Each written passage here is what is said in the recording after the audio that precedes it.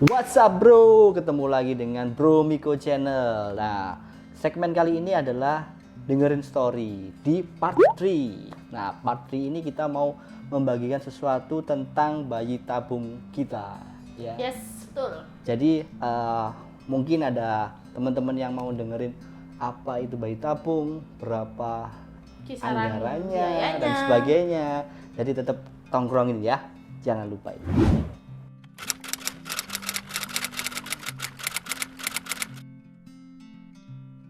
Kita memutuskan buat bayi tabung itu karena Beberapa alasan. alasan ya. Alasannya adalah yang pertama sih, ini alasan yang sangat mendasari banget, karena kita waktu itu sudah menginjak pernikahan sudah 4 tahun kalau nggak salah. Udah 4 tahun dan itu masih belum dikasih momongan karena alasan lain juga ada, karena saya waktu itu kena kista coklat, jadi sampai harus operasi 2 kali, dan akhirnya kita memutuskan untuk atas saran juga dari orang tua kita, kalau misalkan kita dan dokter. ya, dan dokter Pastinya maksudnya itu. buat bayi tabung. Ya itu dia Ya. alasannya ya guys. Ya, tetap kita mempertimbangkan anjuran dari tim medis, karena ya mereka lah yang lebih tahu kondisi dari Kesehatan kami Nah, berdua iya, dan gitu. kebutuhannya apa gitu.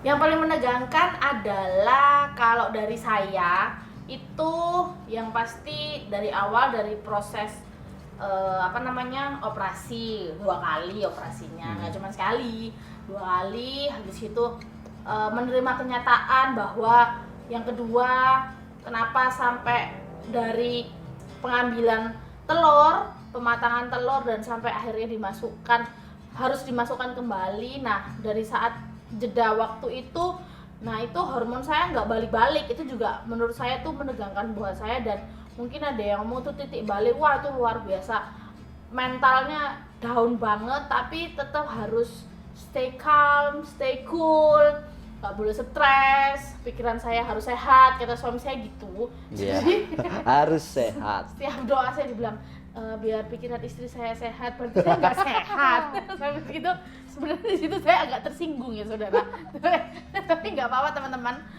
Yang kedua, waktu perdarahan pertama kali itu menegangkan banget. Jadi waktu itu yang dimasukin 3 telur dalam rahim saya, terus waktu minggu ke-8 kalau nggak salah, minggu ke-8 12 ya. 8 minggu ke-8 tuh tiba-tiba lagi ada anak makan bakso. Terus habis itu tiba-tiba langsung perdarahan sur gitu. Waduh, langsung dilarikan ke rumah sakit, dan ternyata ada 1 yang tidak berkembang memang, jadi tinggal sisa 2, dan jadilah Juna Luna akhirnya. Terus habis itu ada lagi yang menegangkan itu saat menunggu ini ya, apa namanya?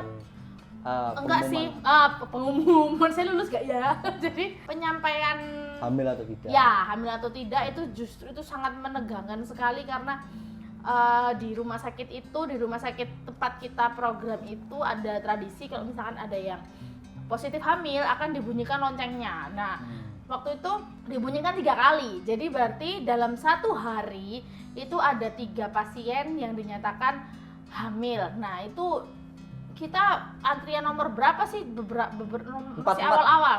4 ya.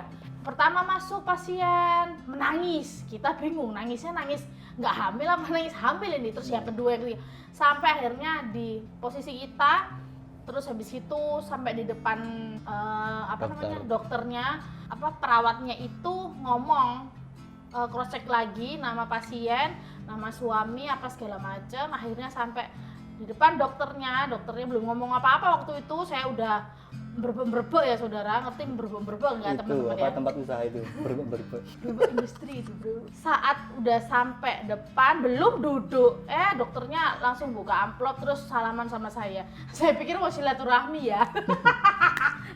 Ternyata saya dinyatakan hamil, dan saya udah nggak bisa ngomong apa-apa. Di situ saya cuma bisa nangis. Dan saya yang gulung-gulung. Terus menegangkan lagi ada di waktu minggu ke 26 kalau nggak salah. Jadi itu 6 bulan lebih dikit. Nah itu air ketuban salah satu anak saya pecah. Ternyata nggak cuman berkurang tuh di kamar mandi kayak Oh iya, suar pokoknya suar keluar suar ya? suar gitu ya, ampun Tuhan. Terus ternyata dibawa ke rumah sakit lagi. Terus habis gitu dicek, oh ternyata iya memang ternyata ada yang pecah, ngerembesnya hebat banget. Saya inget tuh, dokternya ngomong do nothing. Oh iya. Iya, Kan bener kita ya? nanya, dokter apa yang bisa kita lakukan? Terus Terus dokternya apa? jawab, Do nothing. oh donat. Habis itu ada, Kartu kelanting. iya. Nggak Itu bisa tapi, nggak ada yang bisa dilakukan. iya. Ya toh? Dan itu akhirnya selang beberapa hari, 2 hari apa kalau nggak salah 2 hari, ternyata Tuhan kita luar biasa dan produksi lagi banyak dan cukup sampai akhirnya bulan ke-8 itu pas bulan enggak ya 7 bulanan ya Yang mana itu? yang masuk rumah sakit itu terus 2 minggu di Oh, rumah iya. sakit. Nah itu saya harus dilarikan lagi ke rumah sakit karena saya mengalami kontraksi yang konstan. Jadi udah berapa menit itu udah kontraksi terus. Wah, iya. Akhirnya tapi puji Tuhan diobservasi sampai saya harus 2 minggu di rumah sakit dan 2 hari sebelum saya akhirnya diputuskan untuk lahiran secara sesar itu saya harus transfusi darah 2 bag. Jadi itu adalah hal-hal yang menegangkan buat kami selama proses bayi tabung dan sebenarnya setelah melahirkan juga ada yang menegangkan sih. Cuman itu aja dulu ya. Ya sih, Kalau Bapak- kenapa diputuskan untuk sesar itu karena udah nggak bisa bertahan lagi, soalnya kalau terus posisinya atas dibiarin, bawah. Iya. Anak-anak kita itu atas bawah. Yang di bawah itu kebetulan Juna iya. dan di atas Luna. Jadi dikeluarkan dulu. Sebenarnya kalau misalkan apa namanya kan Pengennya waktu itu semua orang kan waktu normal itu lah kan ya, untuk- memang sesar ya, Ya. tapi dari awal kehamilan saya sudah nanya sama dokter pengennya lahiran normal, tapi karena itu tadi dan terus habis itu yang kedua ternyata Juna itu kelilit tali pusar, jadi Nah, ya udahlah kita harus segera melahirkan mereka berdua secara sesar. kalau aku sendiri Yang paling Ya. menegangkan adalah saat mengeluarkan ATM untuk digesek ya. Itu yang paling menegangkan iya sebenarnya. benar juga. Enggak sih ya, enggak. Itu salah satu sih. Salah satu. Menunggu hasil hamil atau enggaknya. Iya. Karena Vika ini apa ya, kalau dibilang kandungannya lemah gitu ya, atau lemah atau sedikit kalau goyang dikit pendarahan. Ya karena Jadi- posisi plasentanya agak di bawah itu waktu itu. Nah, kan selama berapa bulan itu kan sampai berapa kali ya? 5 kali masuk rumah sakit karena pendarahan dan sebagainya. Itu yang setiap kali kita ke rumah sakit saya selalu ya Tuhan, apa maneh iki ya. Saya takut kandungannya ini harus dikeluarkan cepet-cepet gitu loh. Tapi puji Tuhan bahwa semuanya tetap pertolongan sama Tuhan. Jadi tepat pada waktunya 8 bulan anak kita, tepat ini 8 bulan 32 minggu. 32 minggu anak-anak kita dilahirkan secara sesar. Yes.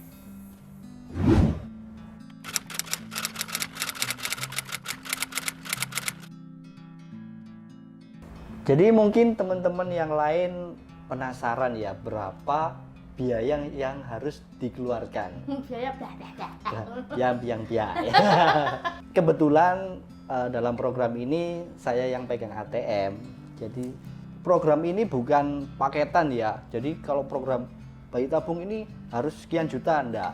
Jadi waktu kita program bayi tabung ini yang kita keluarkan adalah yang dibutuhkan pasien. Contoh misal suntikan apa namanya? Pembesar telur. Pasien butuh berapa, itu yang harus kita bayar gitu loh.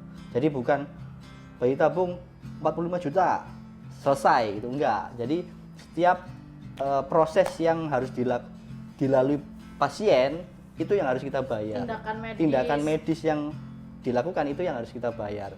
Kebetulan ini program sampai dinyatakan Vika hamil ya, itu berkisar 90 juta di Pingsan dong kan telat ya di program kita ya. Tapi untuk mungkin teman-teman yang lain belum tentu biaya yang dikeluarkan sebesar itu atau sekecil itu, karena sesuai dengan kondisi pasien, kebutuhan pasien, pikiran yang sehat, jernih dan smart itu yang akan dihitung kalau di rumah sakit yang kita program bayi tabung. Program bayi tabung kita datangi.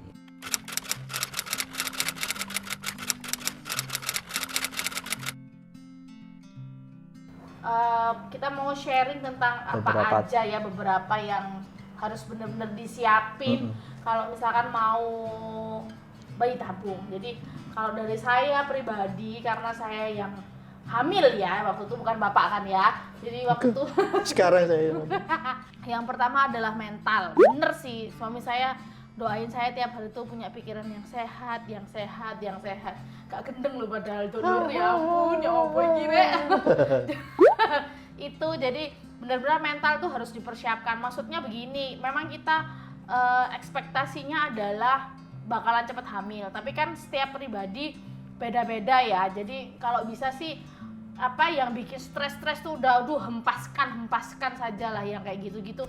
Kita mau happy, kita mau seneng karena itu beneran ngaruh. Jadi waktu itu sempet ngobrol, waktu itu saya proses ET, jadi proses ET embrio transfer. Nah keluar dari ruang operasi, dokternya bilang, ya ampun Bu, saya bersyukur sekali loh Ibu ini sangat-sangat santai. Jadi mungkin kemungkinan besar lah kita sama-sama berharap bahwa program ini bisa langsung berhasil, dan puji Tuhan waktu itu memang sekali proses bayi tabungnya dan itu berhasil gitu, karena saya punya pikiran yang sehat. Dan mungkin tambahan juga yang perlu kita siapkan teman-teman, satu juga finansial. Setiap pasien mempunyai kebutuhan berbeda-beda, tapi tetap kita harus siapkan anggarannya gitu loh, karena memang program ini terkenal istilahnya mahal ya tau. Ada sebutan kalau anak, karena hasil dari bayi tabung itu karena anak mahal ya, memang kenyataannya memang seperti itu. Jadi tetap kita harus siapkan anggaran yang kita bisa perkirakan, oh ini cukup ini, karena ada hal yang tidak terduga bisa terjadi gitu loh. Yang terakhir itu kita mau sampaikan tentang support system. Jadi maksudnya adalah begini, memang saya yang hamil, tapi support dari suami yang paling penting sih itu dulu ya, support dari suami. Jadi kita berjuang berjuang bersama, berjuangnya berdua. Jadi nggak cuman saya yang harus riwa-riwi ataupun merasakan perjuangan, tapi suami sendiri, juga ya harus gitu, karena membutuhkan waktu yang nggak sebentar juga ke rumah sakit. Bersyukurnya saya dokter, jadi maksudnya waktu itu setiap hari harus suntik. Nah kalau misalkan pasien biasa setiap hari harus ke sana, tiap hari bolak-balik, bahkan ada yang waktu itu teman-teman yang di sama-sama pejuang bayi tabung itu dari luar pulau, mereka harus ngekos, mereka harus mengeluarkan banyak tenaga, biaya tambahan. Nah kayak gitu kalau suami nggak support kan rasanya gimana ya gitu. Terus habis itu keluarga ya, dari mertua, dari orang tua saya sendiri kayak gitu, terus saudara semua ya, itulah support system, itulah yang penting. Harus jaga aura positif di sekitar ibu hamil gitu ya. Betul. Nanti saya punya beberapa foto yang kita bagikan. Jadi ada satu foto yang saya juga ketiduran waktu itu. Kita nunggu nunggu antrian sampai saya tertidur, dan Vika ini yang foto gitu loh. Malah Santon yang foto. Aduh, bercanda. Jadi kalau bisa pasangan atau suami benar-benar paling tidak ikut merasakan prosesnya. Siapa lagi orang paling dekat yang bisa mensupport seorang istri untuk melalui proses tersebut? Semua wanita pasti saya yakin inginnya normal ya toh, nggak melalui bukan new normal bro. Enggak, bukan. Pengen apa yang normal. Aku gila lagi, gak normal, ya ampun. Aduh. Bukan maksudnya itu Aduh. dalam kehamilan itu Tersinggung loh, aku tersinggung. hamilnya itu normal tanpa melalui bayi tabung dan Ya, sebagainya. betul. Semua wanita pasti menginginkan itu. Maka dari itu kita percaya bahwa setiap proses yang sudah terjadi atau yang harus kita lalui semuanya tidak lepas dari kehendak yang kuasa. Kita hanya manusia biasa. Keputusan itu diambil ketika kedua belah pihak setuju. Suami dan istri, saya dan Vika itu setuju dulu. Jangan sampai yang istri tok sing setuju, yang suaminya nggak setuju, pasti ke belakangnya nggak mungkin berhasil. Oke? Sip.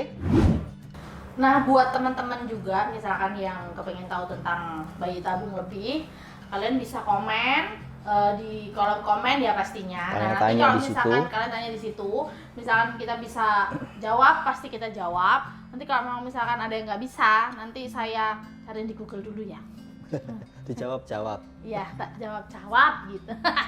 Dan mungkin teman-teman ada ide kita buat video apa bisa dikasih di kolom komentar. Challenge dan kek, terus habis itu sebagainya lah dengerin ya. story apa kek, boleh. Terserah kalian. Jadi sekian video dari kita. Jangan Tetep lupa suka, komentar, dan berlangganan. Tekan loncengnya, jangan lupa supaya bunyi ting. Ya. Oke. Oke. See you guys. Happy watching. Happy watching.